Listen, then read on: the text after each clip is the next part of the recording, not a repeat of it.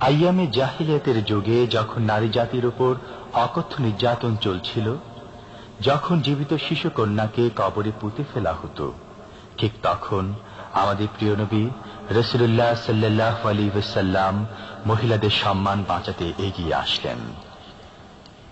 তিনি তার নিজের স্ত্রী আর কন্যাকে ভালোবাসলেন প্রাণ উজাড় করে দিয়ে। এখন আমরা শুনব সেই কাহিনী। বলছেন আন্তর্জাতিক খ্যাতিসম্পন্ন মুফাসসিরে কোরআন ও বিশিষ্ট ইসলামী চিন্তাবিদ হযরত মাওলানা দেলোয়ার হোসেন সাঈদী। শব্দগ্রহণে মাসিম সাউন্ড সিস্টেম, প্রযোজনায় সিএইচপি, পরিবেশনায় স্পন্দন অডিও ভিজুয়াল সেন্টার, ঢাকা। প্রথমেই আমাদের প্রিয় নবী রাসূলুল্লাহ সাল্লাল্লাহু আলাইহি ওয়াসাল্লামের আদরের কন্যা মা ফাতেমার কাহিনী। আল্লাহর হাবিব আহলে বাইতদেরকে ডাকলেন, হযরতে ফাতেমা, হযরতে আলী, হযরতে হাসান হোসেন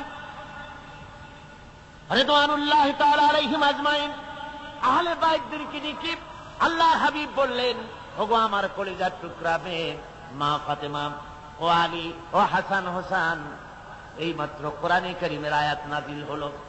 আল্লাহ রাব্বুল আলামিন আমাকে বলতে বলেছেন, আমি জানি না, আমি নবী জানি না কিয়ামতের দিন আল্লাহ আমার সাথে কি ব্যবহার করবেন, আর আমি এও জানি না যে আল্লাহ রাব্বুল আলামিন তোমাদের সাথে কি ব্যবহার করবেন। সুতরাং ও ফাতেমা, মুহাম্মদ সাল্লাল্লাহু আলাইহি ওয়াসাল্লামের মেয়ে হিসেবে নাজাতের কোনো ফয়সালা তোমার হবে না। ও হাসান হোসেন, মুহাম্মদ সাল্লাল্লাহু আলাইহি ওয়াসাল্লামের নাতি হিসেবে তোমাদের ফয়সালা হবে না। কিয়ামতের দিন তোমাদের ফয়সালা হবে যার যার আমলের উপরে। আমলকে ভালো করে গঠন করো, এই আমল তোমাকে কিয়ামতের দিন তোমাকে বাঁচাবে। আমল তৈরি করো ভালো করে, আমার দোহাই দিয়ে নাজাত পাবে না, আমল তৈরি করতে হবে। কথা বুঝতে পেরেছেন? কথা বুঝে আসছে? আমার বন্ধুগণ, হযরতে ফাতেমা রাদিয়াল্লাহু তাআলা আনহা ইন্তেকালের আগে, মরজে মওত যখন হলো, ইন্তেকালের আগে তিনি হযরত আলীকে, তার স্বামীকে ডেকে বলেন, প্রাণের স্বামী, আমার মওত যখন হয়ে যাবে বেশি লোককে খবর দিবেন না, অল্প লোকদেরকে জানাই আমার জানাজার ব্যবস্থা তাড়াতাড়ি করে মাদফুন করে আমাকে দিবেন। গভীর রাত্রে হযরত ফাতেমা রাদিয়াল্লাহু তাআলা আনহা ইন্তেকাল করলেন। কিছু সংখ্যক সাহাবীদের কাছে খবর দিয়া অল্প সময়ের ভিতরে জানাজার ব্যবস্থা করা হলো। হযরত আবু যর গিফারী রাদিয়াল্লাহু তাআলা আনহু কবরের ভিতরে নেমে গেলেন।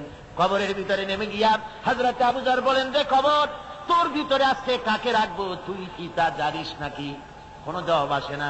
হযরত আবু যর বলেন, কবর রে, তোর ভিতরে আজকে যাকে রাখবো তিনি হতেছেন হযরত ইমাম হাসান হোসেনের মা, বেহেশতের সমস্ত জওয়ানদের সরদার হবেন যারা, সেই দুইজনের মা তোর ভিতরে রাখবো, খবরদার বেয়াদবি করবি না। কোন জবাব না পেয়ে হযরত আবু যর বলেন, ওগো কবরের মাটি, তোর ভিতরে কাকে রাখবো কি জানিস? আসাদুল্লাহিল গালিব, দুনিয়ার সমস্ত কাফেরদের বিরুদ্ধে আল্লাহ রাব্বুল আলামিন যাকে বাঘ বানিয়ে পাঠালেন, সেই হযরতে আলী, তার স্ত্রী রেখে যাব, খবরদার বেয়াদবি করবি না। কোন জবাব আসে না। হযরত আবু যর বলেন, কবরের মাটি, তোর ভিতরে যাকে রাখবো তিনি হলেন খাতুনে জান্নাত, বেহেশতের সমস্ত মহিলাদের সরদারিনী হবেন যে ফাতেমা, তারে রেখে যাব, তোর ভিতরে খবরদার কোনো বেয়াদবি করবি না। আবার হযরত আবু যর বলেন, কবরের মাটি, তোর ভিতরে কারে রাখবো কি জানিস? তোর ভিতরে আজকে যাকে রেখে যেতেছি তিনি হলেন আখেরি জামানার পয়গম্বর, বিশ্বনবী জনাবে মুহাম্মদ রাসূলুল্লাহ সাল্লাল্লাহু আলাইহি ওয়াসাল্লামের কলিজার টুকরা মা ফাতেমাকে তোর ভিতরে রাখবো, খবরদার কবরের মাটি বেয়াদবি করবি না। কিতাবে এসেছে, হযরত আবু যর গিফারী শুনতে পেলেন, আওয়াজ এলো, কে যেন বলতেছে, রে আবু যর, আমি ফাতেমাকে চিনি না, হাসান হোসেনের মাকে চিনি না, আলীর স্ত্রী চিনি না, রাসূলের মেয়ে মা ফাতেমাকে চিনি না। আমল যদি ভালো হয় আমার ভিতরে, আমল ভালো নিয়ে যে আসবে শান্তিতে থাকবে, আর আমল যদি খারাপ হয় আমার ভিতরে, তার অবস্থা চূড়ান্ত হয়ে যাবে। আমার ভাইরা, আমার বন্ধুগণ, আমলের উপরে ভিত্তি করে কিয়ামতের দিন নাজাত হবে। আমল যদি খারাপ হয়ে যায়, কিয়ামতের দিন কেউ তাকে বাঁচাতে পারবে না। এই জন্য কিয়ামতের ময়দানে, হাসরের দিনে আল্লাহর হাবিব জনাবে মুহাম্মদ রাসূলুল্লাহ সাল্লাল্লাহু আলাইহি ওয়াসাল্লাম সিজদায় পড়ে কাঁদতে থাকবেন। আল্লাহ রাব্বুল আলামিন বলেন, হাবিব রে, আপনি কাঁদেন কেন? আজকে তো আপনার কাঁদার দিন না, আমি আপনাকে মাকামে মাহমুদ দান করেছি, আমি আপনাকে কাউসার দান করেছি, আপনার আজকে সম্মানের দিন, মর্যাদার দিন, কান্দেন কেন? আল্লাহর হাবিব বলবেন, রব্বুল আলামিন মাকামে মাহমুদ পেয়েছি, কাউসার পেয়েছি, কান্দি এই জন্য আমি দেখতে পাচ্ছি আবার সামনে দিয়া ফেরেশতারা আমার উম্মতগুলি জাহান্নামের দিকে নিয়ে যায়। আল্লাহ রাব্বুল আলামিন বলবেন, ওগো আমার হাবিব, আমি আপনাকে ক্ষমতা দিলাম, আপনার জান্নাতি উম্মতগুলি আপনি বেছে নেন। আল্লাহর হাবিব তার জান্নাতের উম্মতগুলি বাঁচতে থাকবেন।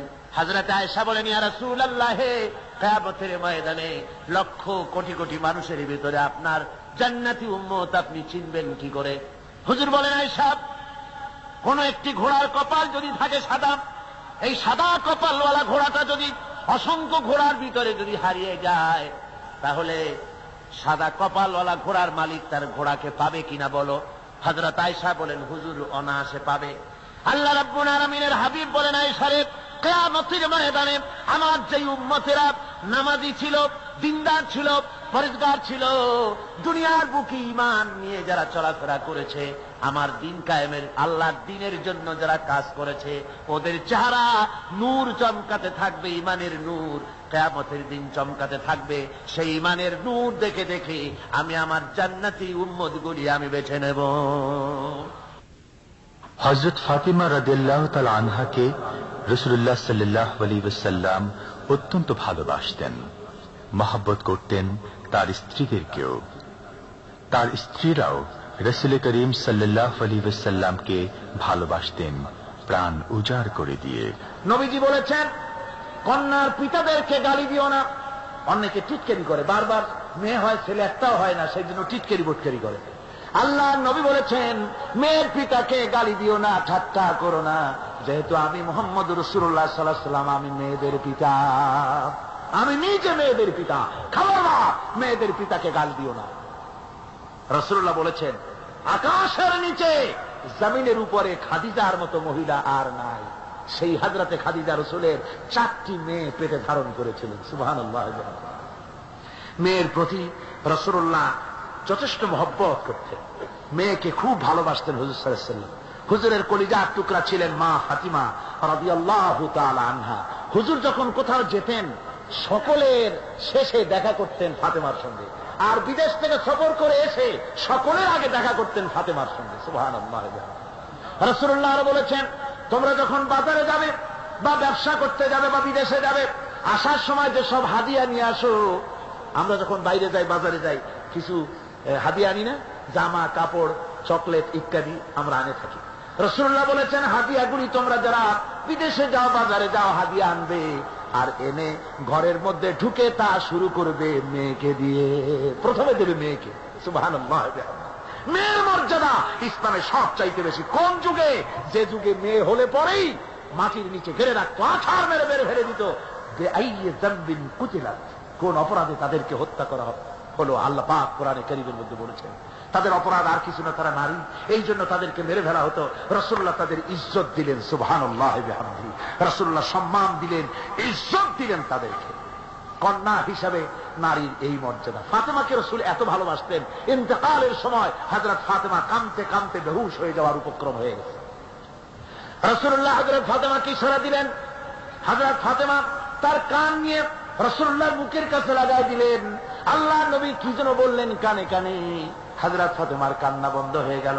হযরত আয়েশা বলেন, মা, রাসূলুল্লাহ তোমার কানে কানে কি বলল আর তোমার কান্না বন্ধ হয়ে গেল? হযরত ফাতেমা বলেন, ইয়া আম্মা জান, আমার আব্বা আমার কানে কানে বলল, মা ফাতেমা তুই কাঁদিস না, তোর কান্না আমার বরদাস্ত হয় না,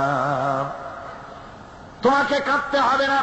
আমি তোমাকে সুসংবাদ দিয়ে যেতেছি, আমি মরে যাওয়ার পর সর্বপ্রথম তোমার সাথে আমার দেখা হবে। রাসূলুল্লাহর এই ভবিষ্যৎবাণী হযরত ফাতেমা বুঝতে পেরেছেন যে হুজুরের ইন্তেকালের পরে আমার বেশি দেরি হবে না, আমিও তাড়াতাড়ি হুজুরের সাথে শামিল হতে পারবো। হুজুরের ইন্তেকালের 6 মাস পরই হযরত ফাতেমা রাদিয়াল্লাহু তাআলা আনহা ইন্তেকাল করেছিলেন। কন্যা হিসেবে নারীর মর্যাদা ইসলাম অনেক অনেক গুণে বাড়িয়ে দিয়েছে। এই কন্যা শিশু, কৈশোর, যৌবন পেরিয়ে যখন যৌবনে তার বিয়ে হয়ে যায়, আল্লাহ রাব্বুল আলামিন তখন বলেন, ওয়ামিন আয়াতিহি আন খালাকা লাকুম মিন আনফুসিকুম আজওয়াজান লিতাসকুনু ইলাইহা ওয়া জাআলা বাইনাকুম মাওয়াদ্দাতান ওয়া রাহমা। আল্লাহ পাক বলেন, আমার নিদর্শনের ভিতরে এটিও একটি নিদর্শন যে আমি তোমাদের থেকে তোমাদের জোড়া তৈরি করেছি, তোমাদের স্ত্রীদেরকে তৈরি করেছি, তোমাদের সাথে তোমাদের স্ত্রীর ভালোবাসা সৃষ্টি করেছি, মহব্বত সৃষ্টি করেছি। এই মহব্বত আমি আল্লাহ তৈরি করেছি। আর যখন বুড়ো হয়ে যায় মানুষ, স্বামী স্ত্রী যখন বুড়ার বুড়ি হয়, তখন আর ভালোবাসা থাকে না, তখন ওই ভালোবাসা সহৃদয়তার করুণায় আমি আল্লাহ পরিণত করে দেই। বুড়ার জন্য তখন বুড়ি ছাড়া আর উপায় নাই, বুড়িরও আর বুড়া ছাড়া উপায় নাই। তখন ভালোবাসা কোনো বিশেষ কোন লক্ষ্য নিয়ে ভালোবাসা নয়, তখন একের উপরে অন্য একদম নির্ভরশীল হয়ে পড়ে। আল্লাহ পাক বলেন, এই অবস্থা আমি আল্লাহ সৃষ্টি করে দেই। সুবহানাল্লাহ ওয়া বিহামদিহি। স্ত্রীকে রাসূলুল্লাহ কত ভালোবাসতেন। আল্লাহর নবী বলেছেন, আমার কাছে তিনটা জিনিস প্রিয়, একটা হচ্ছে সুগন্ধি, একটা হচ্ছে নামাজ, আর একটা হচ্ছে স্ত্রী। সুবহানাল্লাহ। স্ত্রী আমার কাছে প্রিয়। হুজুর বলেছেন, তোমাদের মধ্যে সেই ব্যক্তি উত্তম যে ব্যক্তি তার স্ত্রীর কাছে উত্তম। আমি আমার স্ত্রীদের কাছে উত্তম ব্যক্তি। সুবহানাল্লাহ। রাসূলুল্লাহ স্ত্রীকে কত ভালোবাসতেন। বিশ্বনবী রাজনৈতিক কর্মকাণ্ড চালাচ্ছেন, যুদ্ধের দামামা বাজতেছে, চতুর্দিকে কত অশান্তি, সবকিছু চলছে, স্ত্রীর হক আদায় করতে ভুলে যাননি। রাতের বেলায় হযরত আয়েশার বয়স কম, তাকে নিয়ে রাসূলুল্লাহ একটু সুযোগ পেয়েছেন, বলছেন, আয়েশা সব তো ঘুমিয়ে, চলো আমরা একটু দৌড়াই। ওই যে দূরে একটা জিনিস দেখা যায়, দৌড় দাও, দেখি কি আগে যায়। দুজনে দৌড় প্রতিযোগিতা করলেন। দৌড় প্রতিযোগিতায় হযরত আয়েশা ফার্স্ট হলেন, হুজুর পিছনে পড়ে গেলেন। হযরত আয়েশা খুব আনন্দ করলেন যে আপনি কিন্তু আমার সাথে দৌড়ে পারলেন। পরবর্তী কিছু কাল যাওয়ার পর হযরত আয়েশা বলেন, হুজুর আজকে আবার বললেন যে চলো আয়েশা একটু দৌড়াই। হযরত আয়েশা বলছেন যে সেদিনের তুলনায় আমার শরীর একটু, আমি মুটিয়ে গেছি, শরীরটি স্থূল হয়েছে। আমি আজকে দৌড়ালাম কিন্তু পারলাম না, রাসূল আগে চলে গেলেন। আমি হাঁপাতে হাঁপাতে যখন হুজুরের কাছে চলে গেছি, হুজুর তখন মুস্কি হেসে আমাকে বললেন, আয়েশা ওই সেই দিনের জবাব আজকে দিয়ে দিলাম। সুবহানাল্লাহ ওয়া বিহামদিহি, সুবহানাল্লাহ ওয়া বিহামদিহি। বিশ্ব নবী কত বড় আদর্শ বিশ্ব মানবতার জন্য। তিনি বলেছেন, আরাফাতের ময়দানে রাসূলুল্লাহ বলেছেন, তোমরা যেমন পড়বে তোমার স্ত্রীদেরকে তেমন পড়াবে, তোমরা যেমন খাবে তোমার স্ত্রীদেরকে তেমন খাওয়াবে, স্ট্যান্ডার্ড মেনটেন করবে। তুমি ভালো দামের কাপড় পরবে, স্ত্রীকে খারাপ দিবে তা নয়। অধিকার দুজনেরই সমান, স্বামী এবং স্ত্রী সমান অধিকার। কিন্তু আমরা তা বুঝতে পারি না, বুঝতে চাই না। আমরা অনেকে মনে করেছি বিয়ে যখন করছি তখন আমি তো নওয়াবজাদা নসরুল্লাহ খান, আর বউ তো কেনা দাসী না। সে কৃত দাসী নয়, তার মর্যাদা আছে, তার সম্মান আছে, তার সম্মান আপনাকে দিতে হবে। রাসূলুল্লাহ দিয়েছেন, আপনাকেও দিতে হবে। রান্না বান্না হতে দেরি হয়, কত গালাগালি শুনতে হয় নারীকে। আল্লাহর নবীর স্ত্রী হযরত আয়েশা বলেছেন, আল্লাহর নবী কাজ করে, মানুষের সঙ্গে কথা বলে, রাষ্ট্রীয় দায়িত্ব পালন করে, ঘরের ভিতরে সে যখন দেখেছেন রান্না হতে দেরি আছে, রাসূলুল্লাহ বিরক্ত হন নাই, ভ্রু কুঞ্চিত করেন নাই, চোখ মোটা করেন নাই, আমাকে কোনো কথা শোনার নাই, বরং আমার কাছে বসে রান্নায় আমাকে সহযোগিতা করেছেন। সুবহানাল্লাহ ওয়া বিহামদিহি। এই হলো আল্লাহর রাসূল, এই হলো বিশ্ব নবী। স্ত্রীর সঙ্গে কি মহব্বত! সুবহানাল্লাহ ওয়া বিহামদিহি। হুজুর মহব্বত করতেন স্ত্রীদেরকে। রাসূলুল্লাহর ঘরে দৌলত ছিল না, কিন্তু মহব্বত দিয়ে ভরা ছিল ঘরটা। হুজুরের ঘরে ফ্রিজ নাই, এসি নাই, হুজুরের ঘরে কার্পেট নাই, হুজুরের ঘরের মধ্যে জাজিম নাই, তোশক নাই, বড় বড় কম্বল নাই, আরামের কোন জিনিস নাই, মডার্ন ইকুইপমেন্টস কিচ্ছু নাই, দৌলত নাই, কিন্তু মহব্বত দিয়ে ঘরটা ভরা। হযরত আয়েশা বলেছেন, আমি পানি পান করে, যখন আমি পানি পান করে গ্লাস রেখে দিতাম, আল্লাহর নবী তখন গ্লাসের সেই জায়গায় ঠোঁট লাগাতেন যেখানে আমি ঠোঁট লাগাইয়া পানি পান করেছি। আমি গোশত চিবোতাম, রাসূলুল্লাহ আমার হাত থেকে গোশত টুকরা নিয়া সেই জায়গায় চিবোতেন যেখানে আমি চিবুয়েছি। সুবহানাল্লাহ ওয়া বিহামদিহি। আমার ভাইয়েরা, রাসূল তার স্ত্রীদেরকে মহব্বত করতেন, স্ত্রীরাও রাসূলকে মহব্বত করতেন দারুণ ভাবে। একবার হযরত আয়েশা সিদ্দিকা রাদিয়াল্লাহু তাআলা আনহা হুজুরকে গোসল করাতেছিলেন, মাথার উপরে পানি ঢালতেছেন। হুজুর একটা চৌকির উপরে বা একটা তক্তার উপরে বসে আছেন। গোসলের পানির ভিতরে রাসূলুল্লাহ দেখতে পেলেন রক্তের মতো কি যেন প্রবাহিত হয়ে যাচ্ছে। হুজুর জিজ্ঞেস করেন, আয়েশা রে, পানির ভিতরে রক্তের মতো কি দেখা যায়? হযরত আয়েশা বলেন, হুজুর আপনি যখন বসেছিলেন অসতর্ক মুহূর্তে তক্তার নিচে আমার একটা আঙ্গুল পড়েছিল, পায়ে আঙ্গুলটা ফেটে বোধহয় রক্ত বেরোতেছে। রাসূলুল্লাহ তাড়াতাড়ি করে উঠলেন আর ওই আঙ্গুলকে ব্যান্ডেজ করে দিলেন। রাসূলুল্লাহ বললেন, আয়েশা রে, আঙ্গুল ফেটে গেছে, একটু আহাহু পর্যন্ত করলে না, এতক্ষণ তুমি কষ্ট করলে কেন? হযরত আয়েশা বলেন, ইয়া রাসূলুল্লাহ, ওটা তো একটা পায়ের আঙ্গুল। আয়েশার কলিজাটা ফেটে যদি রক্ত বেরোতো রাসূলুল্লাহকে উঠতে বলতে আমি পারতাম না। কি মহব্বত রাসূলের সাথে। হযরত আয়েশা বলেন, হুজুর সাল্লাল্লাহু আলাইহি ওয়াসাল্লাম স্ত্রীদেরকে এত ভালোবাসতেন, আমাদের ঘরে গোশত টোস্ত তেমন রান্না বান্না খুব কম হতো। গোশত রান্না হবে কি, মাসের পর মাস চলে গেছে রাসূলের বাড়িতে, হুজুর স্ত্রীরা বলেছেন আমাদের ঘরে চুলে আগুন জ্বলে নাই, একটু শুকনা রুটি, একটু শুকনা খেজুর আর একটু পানি খেয়ে আমাদের জীবন চলেছে, এরকমের অবস্থা হয়েছে। তারপরে এই অবস্থা চলেছে, এর মধ্যে যদি কখনো একটু গোশত আসছে, হুজুর যখন ছাগল টাগল ইত্যাদি ছাগল দুম্বা জবাও করেছে, এই দুম্বার গোশত নিয়ে ছাগলের গোশত নিয়ে রাসূলুল্লাহ নিজে বেরোতেন। হযরত খাদিজার বান্ধবী কোথায় আছে খুঁজে ওই বান্ধবীর কাছে গোশত পৌঁছে দিয়ে আসতে। হযরত আয়েশা বলেন, একদিন আমার ঘুম ভেঙে গেল, দেখি হুজুর আমার কাছে নাই, গেলেন কোথায়? খুঁজতে খুঁজতে যায় দেখি মসজিদে নববীর ভিতরে হুজুর হাত তুলে বসে আছেন, মোনাজাত করতেছেন। আমি পেছনে গিয়ে হাত তুললাম, আমি শুনতে পাচ্ছি নবীজি দোয়া করছেন, রব্বুল আলামিন কিয়ামতের ময়দানে যেদিন সন্তান তার পিতাকে ভুলে যাবে, মা তার সন্তানকে হারায় ফেলবে, ওই কঠিন হাসরের ময়দানে আমি যেন আমার খাদিজাকে হারাইয়া না যাই। মুনাজাতের শেষে হযরত আয়েশা বলেন, ইয়া রাসূলুল্লাহ, খাদিজার কথা আপনার এত কেন বারবার মনে পড়ে? একটা বুড়িরে বিয়ে করেছিলেন 25 বছর বয়সের সময়, 40 বছর বুড়ি, তার কথা কেন এত মহব্বত আপনার মনে পড়ে? তার থেকে যুবতী মেয়ে, সুন্দরী মেয়েকে আপনার স্ত্রী হিসেবে আপনি পান নাই।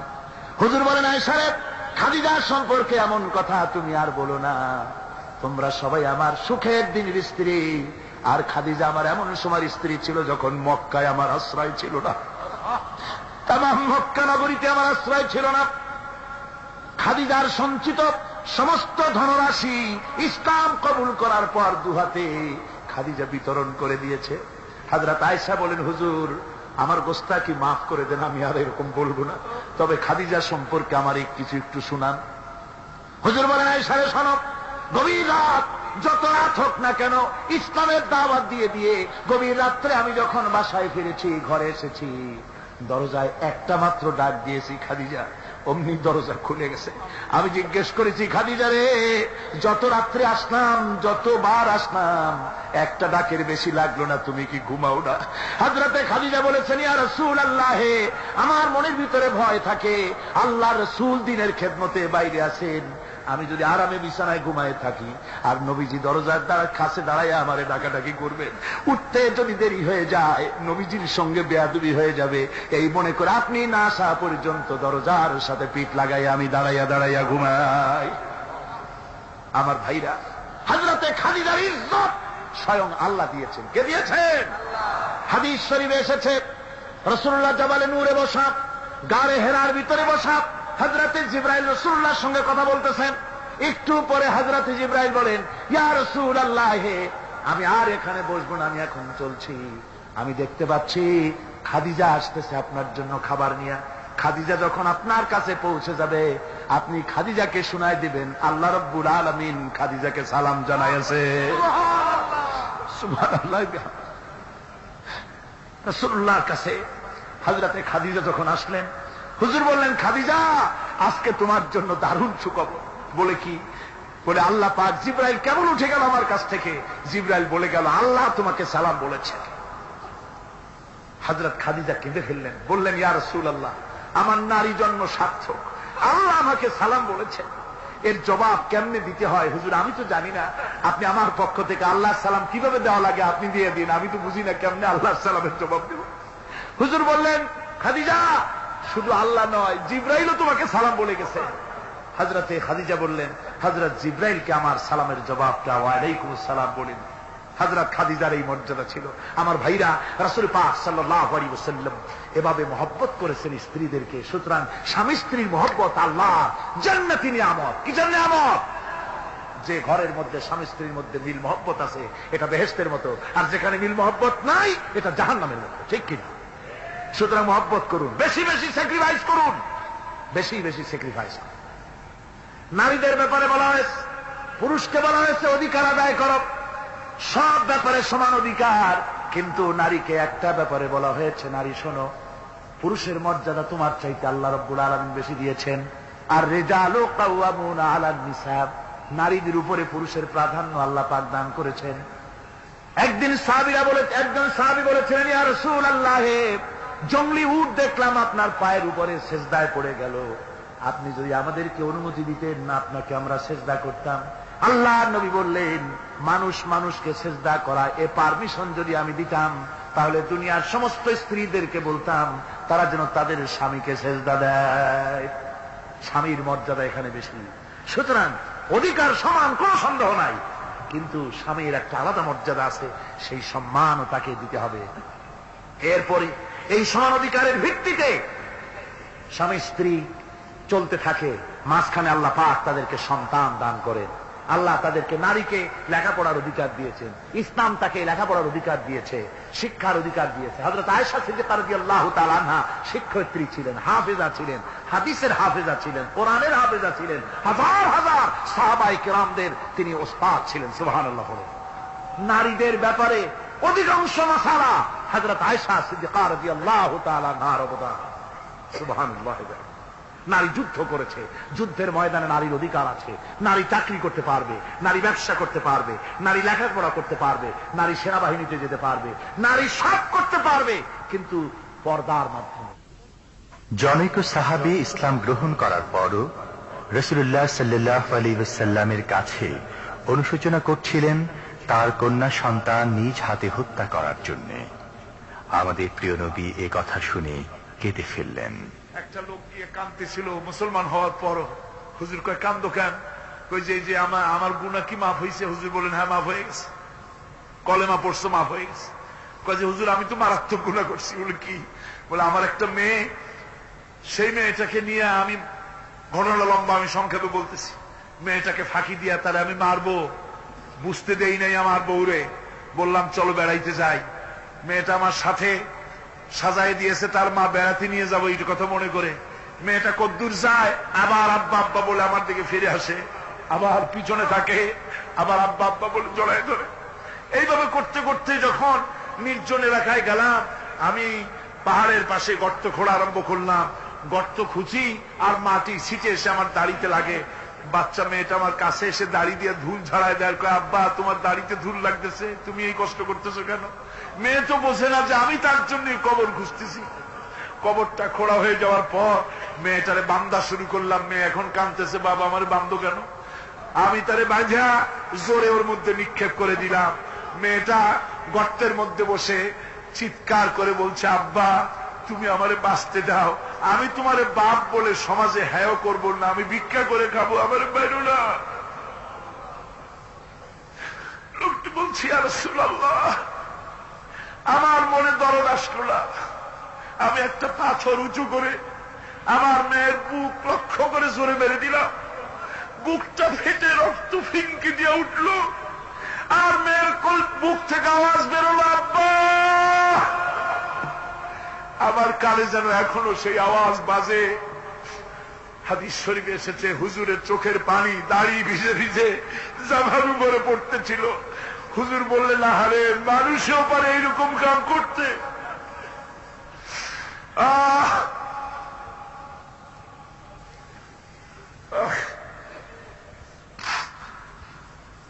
পৃথিবীতে নারীর যখন কোন সম্মান ছিল না, মর্যাদা ছিল না, সেই সময় আমার রাসূল, আমার বিশ্বনবী নারীদেরকে সম্মানের হাত ধরে গর্তের ভিতর থেকে উঠাইয়া রানীর সিংহাসনে বসায় দিলেন। সুবহানাল্লাহ। মায়ের মর্যাদা দিয়ে দিলেন। সুবহানাল্লাহ। নারীরা আমাদের মায়ের জাত, নারীরা আমার কি এর জাত? মায়ের জাত। আমার মা বোনেরা, তোমাদের সম্মান কত তোমরা জানো না। আমরা পুরুষ, আমাদের পায়ের তলে জুতা, আর তোমরা আমাদের মায়ের জাত, তোমরা নারী, তোমাদের পায়ের তলে আল্লাহর জান্নাত, আল্লাহর ব্যস্ততা তোমাদের পায়ের তলে। এই সম্মান আল্লাহ তোমাদের দিয়েছে, নবী দিয়েছেন। সুবহানাল্লাহ কর। ভাইরা আমার, অধিকার ইসলাম দিয়েছে। বিবাহ যখন হয়, এই বিবাহের সময় এজেন্ট আনতে হয়। আর বিবাহ হচ্ছে বিবাহ বৈঠক।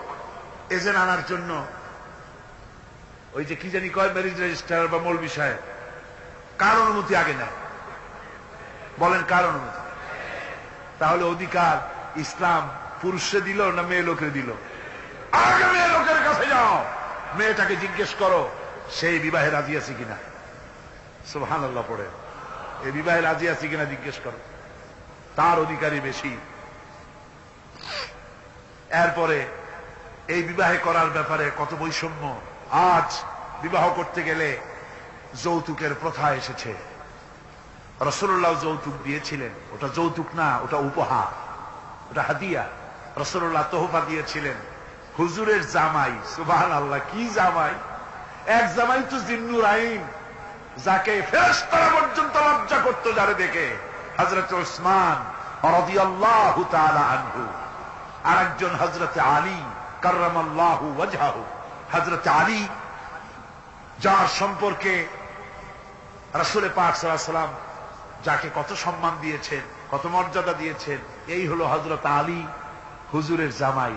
আনা মদিনাতুল ইলম ওয়া আলিউম বাবুহা। আমি হলাম জ্ঞানের রাজ্য, আর আলী হলো সেই রাজ্যে প্রবেশের দরজা। সুবহানাল্লাহ। ভাইরা, এই হলো জামাই। আর মেয়ে খাতুনে জান্নাত, বিনতে রাসূল, বেহেশতের সমস্ত রমণীদের সরদারিনী মা ফাতিমাতুজ জাহরা রাদিয়াল্লাহু তাআলা আনহা।